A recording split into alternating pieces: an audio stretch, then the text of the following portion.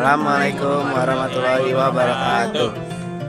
Kami dari kelompok agama ingin mewawancarai seorang tokoh penting di lingkungan rumah kami. Sebelum itu izinkan kami memperkenalkan diri terlebih dahulu. Mulai dari saya Catur Sampurakusuma, nomor urut 6. Saya Nela Yudhana Hayati, nomor absen 21. Saya Aulia Nabila, absen 4. Saya Ramadan Jaraman 30. Saya Prandiudi, nomor urut 2. Saya nomor 25. Oke. Assalamualaikum warahmatullahi wabarakatuh. Oke, misalnya jadi di sini kita akan mewawancara narasumber dengan biografi yang akan kita tanyakan selanjutnya. Jadi gini Pak, izin ini kita akan mewawancara terkait ilmu kalam ya, tentang filsafat tentang hubungan antara pemikiran manusia dengan agama Islam. Nah, sebelum kita lanjut ke pertanyaannya, izin kami mempertanyakan diri Bapak, mewawancarai Bapak. Apakah Bapak berkenan? Insyaallah. Kita mulai dari, kalau kita boleh tahu nama Bapak. Saya Bambang Herwanto. Bambang. Enaknya dipanggil apa nih? Selama wawancara enaknya kita manggil apa? Guru. Bambang. Umur saya 50 tahun. Mungkin biar dapat nilai semua. Kayak untuk kerjanya Bapak apa? Saya ngajar di MTS. Ngajar bidang agama ya. Sejarah Islam dan akidah akhlak. Alhamdulillah. Lanjut. Oke, kita lanjut ke pertanyaan. Gimana sih Allah bisa dianggap adil jika masih banyak orang yang menderita gitu? Allah itu maha adil ya, makanya di dalam Al-Asmaul ada Al-Adil, maha adil. Nggak ada Allah itu ngomong yang nggak adil itu manusianya. Ya. Kenapa manusia masih banyak yang menderita itu kan manusianya itu sendiri. Ya. Karena Allah telah menciptakan kita secara sempurna, memberikan kita rezeki, umur dan sebagainya. Dan masalah kehidupan itu kan Allah menentukan ketika lahir itu nanti rezekinya, jodohnya, mautnya. Apakah dia rezekinya di kehidupan di dunia itu bagus, menderita atau enggak, itu tergantung usaha manusia. Jangan menyalahkan Allah. Ya, Allah akan memberikan rezeki kepada kita kalau kita mau berusaha. Ya kan? Tuh. Semuanya Allah itu maha adil. Baik yang contohnya kan, biarpun ya Allah menciptakan kita berbagai macam agama, ada yang beragama, ada yang tidak. Ya kan? Yang beragama, yang taat kepada Allah dikasih rezeki, ya kan, kehidupan. Yang tidak beragama, ya kan, yang durhaka kepada Allah tetap dikasih rezeki. Adil nggak? Adil. Ya, urusan menderita manusia hidup itu adalah karena usaha manusia itu ya tidak maksimal. Ya, jadi kita jangan menyalahkan Allah, tapi menyalahkan manusia itu sendiri. Ya, karena tidak mau berusaha. Kita berdoa aja kalau kita nggak berusaha nggak akan bisa. Ibaratnya nih, misalnya nama siapa? Catur. Mau makan nih kue nih. Ya Allah, saya pengen banget nih kue bolu, kayaknya enak banget nih ya.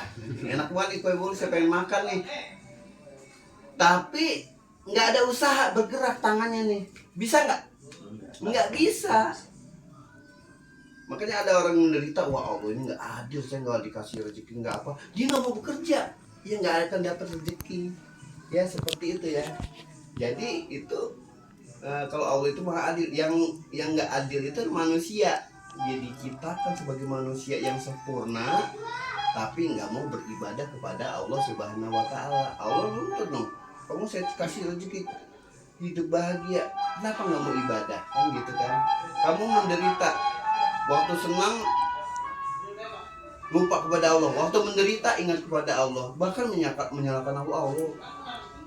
oh hidup saya begini banget nih, menderita banget nih, fakir banget nih. Kenapa ya? Saya nggak mau menyembah Allah lagi, itu salah. Ya, itu. Tapi itu adalah setiap kita itu manusia diuji, ya, diuji dengan harta, dengan penderitaan, dengan kebahagiaan. Jelas kan? Kurang jelas? Silakan. Saya ingin nanya, jika terkadang rasa ragu itu muncul dalam keimanan seseorang terhadap Allah, bagaimana cara kita untuk menyikapi keimanannya supaya tetap terjaga?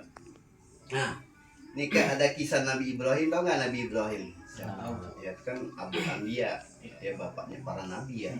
Karena beliau ini kan menurunkan para nabi dan rasul, menurunkan golongan bangsa Israel ya, Yahudi dengan bangsa Arab, manusia tuh.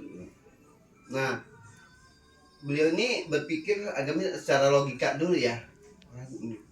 Siapa Tuhan saya? Siapa Allah yang menciptakan saya? Wah, dia lihat tuh. Wah, ini mungkin matahari nih. Tuhan saya. Matahari tenggelam. Nggak mungkin matahari tenggelam. Lihat bulan. Wah, bulan indahnya purnama. Wah, mungkin Tuhan saya nih. Datang esok pagi, hilang lagi. Begitu seterusnya. Sambil beliau ini menyimpulkan bahwa segala alam yang ada di dunia ini adalah yang menciptakan yang maha tinggi, yaitu Allah Subhanahu wa Ta'ala. Sehingga menimbulkan rasa, bukan keraguan lagi, rasa keimanan, rasa percaya. Ya, kalau kita ragu ya ada mayuri buka, tinggalkan apa yang meragukan kamu.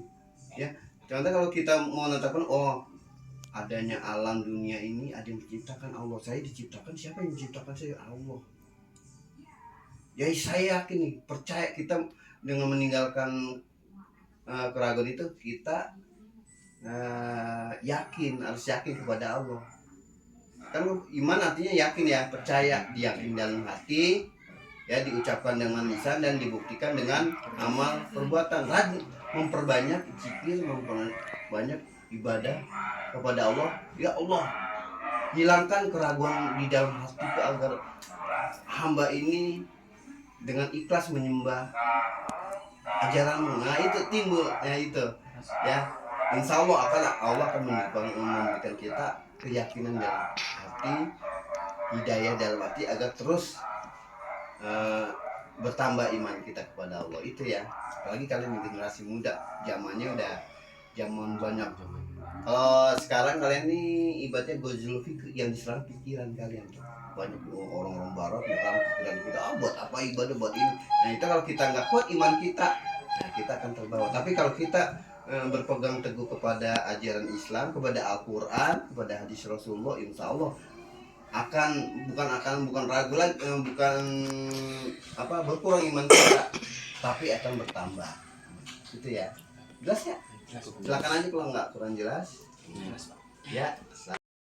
Kita lanjut ke pertanyaan ketiga, Pak. Ya. Kan Allah, yang seperti kita tahu, Allah Maha Kuasa dan menciptakan segala sesuatu dengan kehendaknya. Tapi kenapa sih kayak misalnya Allah tuh melakukan perantara lewat nabi itu untuk menurunkan kitab suci dan mengajarkan agama-agamanya? Begitu. Ya, kenapa Allah ibaratnya kan ini ya, mau berkuasa. Nah, mengapa lewat para nabi dan rasul? Nah, itu kan ibaratnya ini kerjaannya manusia di kamu tahu dalam surat Al-Jariyat ayat 5 Bismillahirrahmanirrahim. Wa ma khalaqtul jinna wal insa illa liya'budun. Tidak kuciptakan jin dan manusia kecuali untuk beribadah kepadaku. Jadi jelas ya, Allah menciptakan manusia. Kita nih ya, sama bangsa jin. Itu pun bangsa jin manusia sama. Mereka punya utusan para nabi ya, yang dari golongan manusia ya. Jadi dakwah yang diajarkan nanti para nabi dan rasul bukan hanya untuk manusia, golongan manusia, tapi golongan bangsa jin. Untuk apa? Untuk beribadah kepada Allah Subhanahu wa Ta'ala. Makanya Allah di sini menciptakan manusia. Pertama kan Nabi Adam ya. Nabi Adam tinggal di surga, diciptakan tuh. Ada yang nggak senang kan? Siapa yang nggak senang? Iblis. Ya Allah, kenapa? Iblis itu rajin ibadah dulu, taat ibadahnya, melebihi malaikat iblis. Tapi karena timbul rasa sombong dalam hati, jadinya ada keangkuhan, jadi dia durhaka kepada Allah. Ya Allah, kenapa kamu ciptakan manusia yang selalu menciptakan kerusakan di muka bumi? Nah, berarti kan sebelum ada ciptakan Adam udah ada makhluk, manusia purba atau enggak, yang lainnya itu diciptakan, cuma bisanya merusak ya bumi, melakukan pertumpahan darah. Lalu diciptakan Nabi Adam dari tanah, ibaratnya gitu ya, dari tanah sempurna, terus diajarkan oleh Allah Subhanahu Wa Taala berbagai macam ilmu pengetahuan ya, agar nanti bekalin menjadi khalifah di bumi, fil ard. Nah di situ ada diciptakan lagi untuk pendampingnya, itu Hawa, Siti Hawa ya. Jadi tulang rusuk kiri Nabi Adam tinggal di surga. Wah, si iblis ini kan nggak merasa ini ya, tersaingi, nggak senang, lalu digodalah Nabi Adam dan Siti Hawa. Nih kan kita tahu larangan boleh tinggal di surga. Dulu kita tinggal di surga manusia nih, ada pohon larangan tuh, pohon huldi, jangan disentuh kan gitu, ada bu holdinya ya, bu holdinya. Waktu tuh iblis tahu tuh, digoda lah Nabi Adam, nggak tergoda lewat istrinya ya, berhari-hari berbulan-bulan dia ternyata istri tergoda, sampai Adam itu juga makan buah huldi ya, sampai Allah itu kan akhirnya menetapkan, menghukum Adam pindah ke bumi. Di bumi di situ Adam menikah dengan Siti Hawa, berketurunan. Nah ini Nabi Adam keturunannya ini kan berpasang-pasangan ya, 22, setiap lahir dua, nanti dikabulkan lagi sehingga timbul berbagai ras, suku dan bangsa. Nah ini cobaannya, ada yang beriman kepada Allah, ada yang tidak, maka diperlukanlah utusan ya. Nabi Adam mengajarkan agar ini wahai keturunan beriman kepada Allah dan Rasul. Tapi ada anaknya Adam kan tuh, yang namanya Habil dan Habil.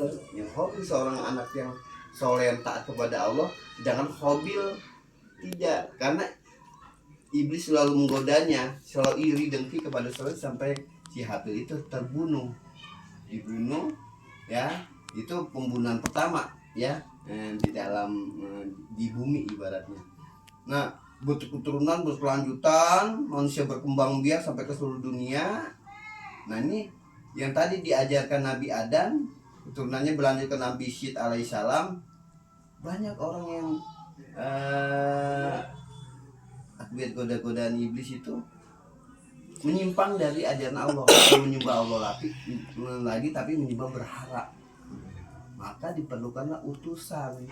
Rasul itu kan artinya utusan, Nabi itu artinya pembawa berita ya, Nabi dan Rasul beda kan, ada yang Nabi dan Rasul, ada yang Nabi aja, ada yang Rasul. Kalau Nabi itu banyak, setiap zamannya umat ini Allah menurunkan kurang lebih kalau dijumlahkan 124.000 Nabi ya. Kalau Rasul 313 Rasul. Tapi kalau yang dikenal di dalam Al-Quran ada 25 Nabi dan Rasul, dari zaman Nabi Adam sampai Nabi Muhammad SAW.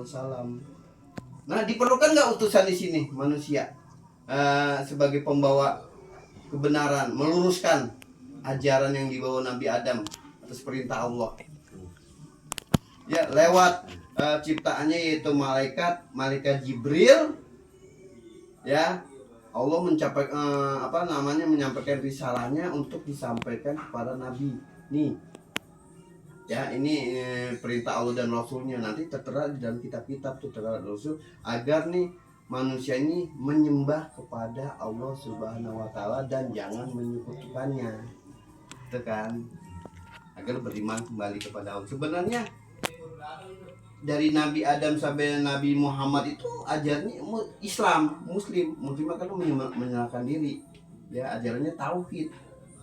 Kayak Nabi Muhammad itu dia bukan membawa ajaran Islam udah dibawa oleh para nabi dan rasul sebelumnya, meluruskan ajaran Islam, meluruskan akhlak yang tadinya menyembah Allah, ini banyak yang menyembah batu, patung, pohonan, manusia Nah, maka diperlukan nih utusan untuk meluruskan ajaran Islam agar menyembah kepada Allah Subhanahu wa taala.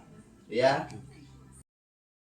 Jika segala sesuatu sudah ditentukan oleh takdir, apakah manusia benar-benar memiliki kehendak bebas dalam memilih?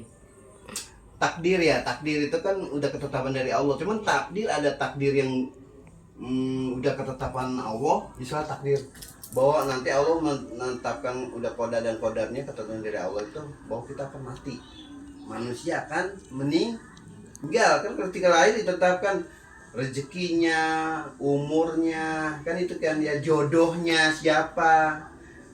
Nah itu takdir nih takdir dia mati ini dalam keadaan apa nih? Su'ul khotimah atau husnul khotimah matinya gitu kan, itu takdir ya. Apa meninggal dalam keadaan baik atau buruk. Tapi takdir itu kan ibaratnya ada yang bisa dirubah. Misalnya, wah hidup saya kayaknya begini-begini banget nih, pengen maju, pengen sukses, maka jangan berpikir saya dulu takdirkan hidup miskin kali ya, nggak punya kerjaan apa-apa, tapi kita berusaha ya, berusaha untuk bekerja untuk merubah nasib ya, mau bekerja dengan niat ibadah kepada Allah, insya Allah akan berubah takdir kita ya kan, menjadi lebih baik lah lagi. Itu ada takdir bisa dirubah, kalau mati nggak bisa dirubah. Tapi kalau hidup kita, rezeki kita masih bisa dirubah asal kita mau berusaha semaksimal mungkin gitu. Nih kamu nih nanti cita-cita habis ini kan kerja misalnya, lulus sekolah saya harus kerja, takdir saya harus kerja nih, tapi kamu diem aja di rumah, apakah bisa merubah takdir? Tidak. Saya pengen sukses, kita nggak bekerja di rumah aja nggak akan sukses. Ya, maka kita keluar energi kepada Allah Subhanahu, berdoa. Saya harus bekerja nih, dapat kerjaan, harus sukses. Nah, itu kan seperti itu takdir. Ya, Presiden Jokowi aja kan nggak tahu dia jadi presiden kan. Tapi karena dia berusaha awal masuk politik, masuk ini akhirnya berkembang karirnya, dia ditakdirkan jadi presiden. Takdir kan ada yang bisa itu. Tadi ada yang bisa dirubah, ada yang tidak. Kalau mati udah ketentuan dari Allah dah, nggak Allah itu nggak bisa manusia untuk berubah. Saya nggak akan mati selamanya, nggak akan bisa ya. Pasti setiap yang bernyawa itu pasti mati, termasuk hewan, termasuk jin, sama gitu ya, jelas. Bapak kan sebagai pemeluk agama Islam. Iya. Apa sih apa yang Bapak yakini sebagai seorang muslim sampai sebagai manusia sampai akhirnya Bapak bisa menjadi seorang yang taat di agama muslim bukan di agama yang lain? Apa yang bisa bikin Bapak yakin kalau misalnya Islam itu lebih rasional daripada yang lain? Jika karena kalau agama itu perlu pemikiran ya, bisa rasional, masuk akal, otak gitu kan. Di dalam Al-Quran dan kitab-kitab Nabi sebetulnya mengajarkan ya bahwa keyakinan kita itu Allah menciptakan kita itu kan untuk ibadah, menyembah hanya satu Tuhan. Rasional nggak tuh? Satu Tuhan. Rasional dalam pikiran kita. Dan dalam agama itu mengajarkan tentang kebaikan-kebaikan, ya, tentang ibadah-ibadah yang tujuannya untuk kehidupan manusia, dari kehidupan di dunia tuntunan aja sampai kita kehidupan di akhirat, sehingga itu dapat menimbulkan keyakinan kepada diri saya apa dalam ajaran Islam ya, inna dina indallahil Islam, sesungguhnya agama yang diridhoi itu adalah Islam. Itu rasional. Islam, kenapa bisa Islam? Bukan Kristen, enggak, bukan Hindu, itu Buddha. Kenapa? Karena itu Islam itu mengajarkan kita hanya menyembah satu Tuhan, monoteis, bukan politeis, dan mengajarkan kebaikan-kebaikan yang dibawa para nabi dan rasul sebelumnya, ya. Dan kehidupan kita, kalau kita yakini ya, kehidupan kita sebagai hamba yang bertakwa kepada Allah itu menimbulkan kita sebagai hamba yang membentuk manusia yang berkarakter baik, beriman, ya, terus selalu menjalankan kebaikan-kebaikan, mencegah kemungkaran, gitu ya. Nah, kan Menurut Bapak, jika Allah itu maha mengetahui segalanya, termasuk masa depan manusia, lantas mengapa manusia harus berdoa dan berusaha? Apakah itu berpengaruh? Sangat berpengaruh. Ya itu yang diajarkan Allah ya. Kita kan harus berusaha sebagai manusia itu kan apa namanya, harus berusaha dan berdoa biar hidup kita lebih berubah kan gitu. Tadi apa lagi tanya, maaf ulang lagi. Jika Allah itu maha mengetahui segalanya, termasuk masa depan manusia, lantas mengapa manusia harus berdoa dan berusaha? Apakah itu berpengaruh? Ya berpengaruh, sebab kan kita nggak tahu masa depan kita itu gimana ya, apakah baik atau buruk atau bahagia atau menderita atau senang, kita nggak tahu, hanya Allah yang tahu. Tadi kan sudah katakan bahwa takdir itu Allah menciptakan itu kan 3 ya, ditetapkan 3, bagaimana hidupmu, ya matimu, rezekimu, jodohmu, ya. Kalau kita ingin, ibaratnya ingin masuk surga ya, cita-cita kita ingin masuk surga, semuanya mau masuk surga, mau masuk surga. Tapi kalau kita enggak ibadah kepada Allah, Allah memerintahkan kita kalau kita bertakwa kepada Allah, benar-benar menjalankan segala perintahnya dan menjauh segala larangannya, insya Allah jaminan surga. Tapi kalau kita ingin mengharapkan surga, tapi kita sholatnya enggak mau, puasanya enggak mau, sedekahnya enggak mau, durhaka kepada Allah, apakah bisa masuk surga? Tidak, ya, tidak. Itu yang menentukan kita kan. Walaupun Allah tahu masa depan kita gimana, tapi kita wajib berusaha sebagai manusia, ya. Sebab kita ke depannya nggak tahu, makanya diperlukan usaha dan doa. Selain kita hanya mendapatkan nilai yang bagus, ya Allah, ya Robbi, ya Tuhan kami, saya mau menghadapi ujian, saya harapkan nilai saya yang terbaik ya Allah. Tapi kalau kita nggak belajar, sia-sia nggak? Sia-sia. Makanya diperlukan usaha belajar. Sambil setelah belajar kita tawakal kita serahkan kepada Allah Subhanahu wa taala bagaimanapun hasilnya. Yang penting kita berusaha. Kalau nggak berusaha ya nggak punya pengaruh apa-apa. Tapi kalau kita berusaha, pengaruhnya sangat kuat buat diri kita, agar kita lebih yakin lagi. Seperti itu. Seperti tadi, Nabila pengen makan kue bolu nih, enak banget kue bolu ya, kue bolu. Saya nggak tahu ke depannya bagaimana, Allah tahu nih kalau saya nggak rasanya gimana kue bolu ini, kan belum ngerasain, nggak tahu kan. Berdoa aja tapi nggak mau usaha, bisa nggak? Enggak. Oh, ya Allah, tapi kalau kita berusaha, wah saya potong-potong kue ini, saya makan, Bismillahirrahmanirrahim, wah enak tuh kue bolu. Bisa ngerasakan? Bisa. Karena apa? Kita berusaha. Usaha nggak ada tanpa usaha nggak bisa. Paham nggak? Ya, silakan. Pertanyaan selanjutnya, mengapa Allah menciptakan manusia yang bisa berpotensi untuk berbuat dosa, jika dosa itu sendiri bisa membawa orang tersebut ke dalam neraka? Makanya kan hidup itu kan ada istilah ujian ya. Ya kan, makanya kenapa Allah itu menciptakan surga dan neraka? Kenapa ada kebaikan dan keburukan? Kenapa ada pahala dan dosa? Ya kan? Nah, itu ujian buat manusia kita. Ya, manusia agar kita benar-benar diuji oleh Allah Subhanahu wa taala, taat nggak kepada perintah Allah. Ya, kalau nggak taat kepada perintah Allah, ya, misalnya perintah sholat kita nggak mengerjakan, dosa nggak? Puasa Ramadan kita nggak mengerjakan, dosa nggak dengan sengaja? Dosa berarti kita nggak taat kepada Allah Subhanahu wa taala. Ya kan? Makanya itu ada sebagai peringatan, itu adanya dosa. Apakah dosa kita bisa diampuni? Bisa nggak? Bisa.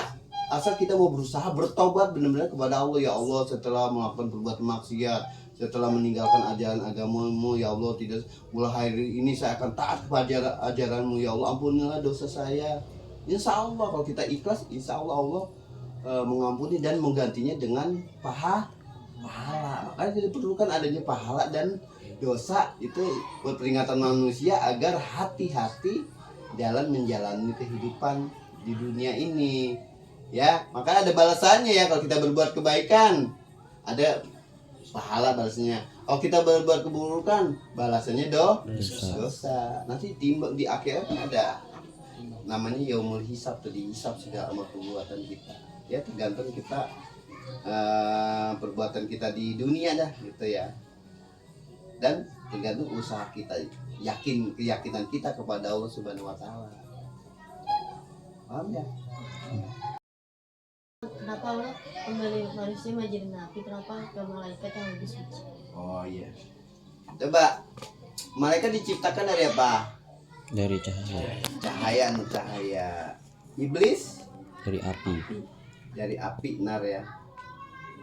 Itu juga iblis merasa lebih ini. Nanya sama Allah, kenapa tuh manusia ya yang menjadi khalifah di muka, bukannya saya nih yang udah taat ibadah beribu-ribu tahun. Ada malaikat nggak protes, yang protes iblis. Ya, manusia dari awalnya dari tanah. Kalau dari tanah kan ibaratnya, oh Pak, jadi saya ini semuanya dari tanah dong Pak diciptakannya. Bukan. Kalau penafsirannya, kalau manusia sekarang kita itu kan diciptakan dari tanah itu dari saripati tanah, makanan yang dimakan oleh ayah ibu kita itu jadi bibit, jadi sel sperma, dari sel ovum menyatu di pernikahan ya. Maka Allah itu menciptakanlah manusia dari itu melalui proses pembuahan. Ini biologi ya, dan ajaran Al-Quran itu diajarkan ya. Makanya kenapa bukan malaikat yang suci ya? Malaikat kerjanya emang setiap itu kan ibadah aja dia. Ada yang zikir kan, selalu zikir dia, ada yang selalu ruku. Itu malaikat. Kenapa manusia? Karena manusia itu lebih sempurna. Sempurnanya apa? Diberikan akal. Ya, malaikat diberikan akal tapi nggak diberikan nafsu. Iblis diberikan nafsu tapi akalnya kurang, makanya bertingkat semaunya. Makanya manusia itu sempurna, diciptakan akal dan pikiran. Bagaimana kita mengendalikan hawa nafsu kita ya agar tidak terjumus kepada perbuatan salah? Nah itu akal main tuh. Kalau wah ini perintah Allah Subhanahu wa taala agar kita taat dan patuh kepada Allah Subhanahu wa taala. Makanya Allah, malaikat nih dulu disuruh jelasin nih apa yang ada di dunia nih, benda apa. Iblis kagak bisa. Adam suruh jelasin semuanya bisa. Kenapa? Diberikan akal. Makanya yang diemban untuk menjadi khalifah di bumi itu adalah manusia, bukannya malaikat ya gitu ya. Sebab manusia itu diciptakan itu lebih sempurna ya, bisa akhlak ya, bisa keimanan kita melebihi malaikat kalau manusia, dan bisa kalau kita tidak bisa mengendalikan hawa nafsu bisa lebih hina daripada hewan manusia gitu. Paham ya? Jelas kan? Bagaimana kita bisa yakin bahwa wahyu yang diterima oleh para nabi benar-benar berasal dari Allah dan bukan ilusi atau rekayasa? Coba yang mujizat yang terbesar yang sampai sekarang mujizat yang diberikan kepada nabi yang terbesar itu apa sekarang yang ada? Yang ada apa yang tampak? Yang sampai sekarang kita menjadi pedoman hidup kita. Al-Quran itu mujizat terbesar Nabi Muhammad. Kalau kitab-kitab lain kan kitab Injil, Jabur atau apa itu udah banyak campur tangan manusia, berubah-ubah gitu ya. sesuai dengan nggak murni lagi sesuai dengan ajaran yang dibawa para nabi sebelum, dirubah oleh para pengikutnya yang nggak suka juga dengan ajaran Islam itu. Kan para nabi dan rasul kayak kitab Taurat, Injil, Zabur itu semuanya mengajarkan manusia agar berbuat kebaikan, menyembah kepada Allah Subhanahu wa taala, dan mengabarkan bahwa Injil apalagi mengabarkan bahwa suatu saat akan datang seorang nabi namanya Ahmad, yaitu Nabi Muhammad. Al-Qur'an, kenapa Nabi Muhammad itu dijulukin Umi? Nggak tahu kita. Tidak kenal baca tulis. Nggak tahu. Tapi bisa. Bukan wahyu lewat otak cerdas, otak apalannya. Kenapa? Nah itu, coba kalau Nabi Muhammad bisa nulis, bisa baca, bisa nulis, mungkin Al-Quran udah gak murni lagi tuh. Orang itu mah Buatan. Muhammad yang nulis Al-Quran, bukannya dari Allah. Bisa gak gitu? Ya seperti itu. Makanya Al-Quran sampai sekarang itu mujizat yang terpelihara, kesuciannya dari zaman Nabi Muhammad sampai sekarang itu ya seperti itu bacaannya.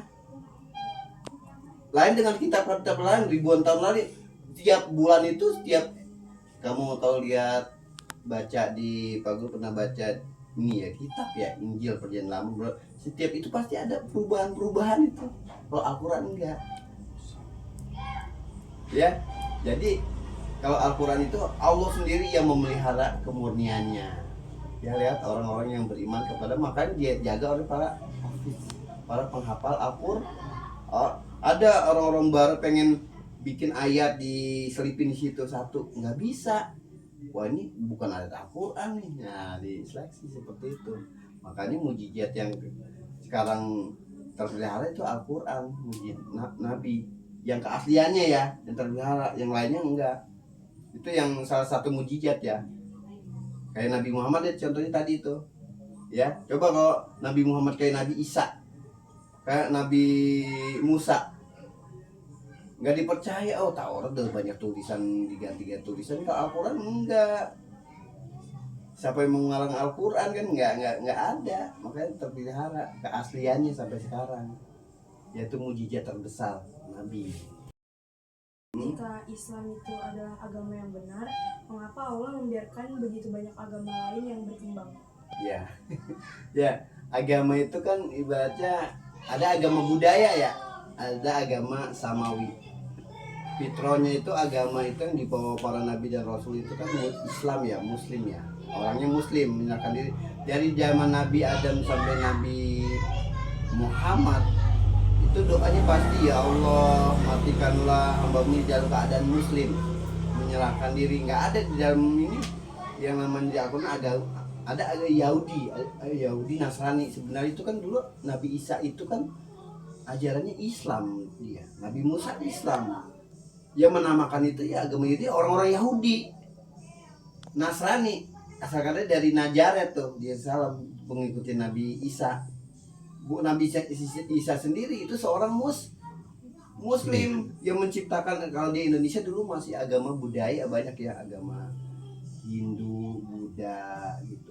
Sebenarnya dulu kan Allah menurunkan beribu-ribu nabi, ya ratusan ribu nabi. Mungkin di antara daerah termasuk di Indonesia sudah ada orang yang beragama mengajak menyembah kepada Allah Subhanahu wa taala, lalu ada yang menyimpangkan ajarannya, sehingga kan berbeda-beda kan itu. Wah, agama ini pada awalnya agamanya satu, Islam.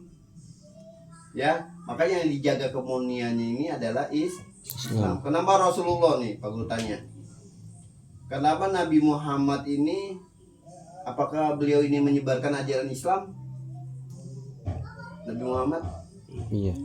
Hah? Meluruskan. Apa? Iya, menyebarkan dan meluruskan. Ini menyebarkan dan Iya. Dalam hadisnya innama bu itu liutamima makariman akhlak, sesungguhnya aku diutus untuk menyempurnakan akhlak. Agama udah ada, baik yang di agama Hindu, Buddha, Kristen. Pada dasarnya para nabi mengajarkan menyembah kepada Allah Subhanahu wa taala, lalu menyimpang. Rasulullah diutus di kalangan bangsa Arab yang waktu itu udah nggak menyembah ajaran agama Nabi Ibrahim lagi, tapi menyembah berhala. percaya kepada Allah tapi menyembah berhala. Maka diutus Rasulullah untuk menyempurnakan kembali, yuk yang kita sembah itu bukannya patung tapi Allah Subhanahu wa taala. Ya kembali lagi kita kepada percaya kepada hari akhir, karena pada waktu itu percaya banyak tahayul. Percaya nanti manusia kalau udah mati itu nggak akan ada balasannya. Rasulullah meluruskan ya satu agama dulu yang agama pada dasarnya mengajarkan kebaikan benar, teman banyak yang menyimpang. Makanya Nabi terakhir penutup itu Rasulullah meluruskan ya. Makanya bukan menciptakan agama kebudayaan itu kan manusia itu sendiri ya kan. Kayak di Indonesia aja berbagai macam agama banyak kan, agama kebudayaan banyak, ada Sunda Wiwitan, animisme, dinamisme kan banyak ya gitu. Pada dasarnya mereka awalnya moyangnya menyembah kepada Allah, tapi kesini-kesinian ada yang orang nakal yang jadi ya udah ada yang apa namanya pohon besar itu sembah aja tuh, gunungnya di yang disatukan kan setan kan iblis, boleh kamu menyembah Allah tapi coba itu pohonan nah gitu kan, jadi musyrik menyekutukan lo pada dasarnya satu menyembah Allah ya. Lalu timbullah agama-agama itu kan. Lalu Allah mengutus para nabi rasulnya terakhir Nabi Muhammad untuk meluruskan ajaran agama yang telah berkembang agar menyembah kepada Allah Subhanahu wa taala. Makanya penutup setelah Rasulullah nggak ada lagi nabi karena sudah sempurna ajaran Islam itu. Tinggal kita berpegang teguh kepada peninggalan Rasul, yaitu hadis Rasulullah dan Al-Quran. Itu aja pegangan kita. Paham nggak?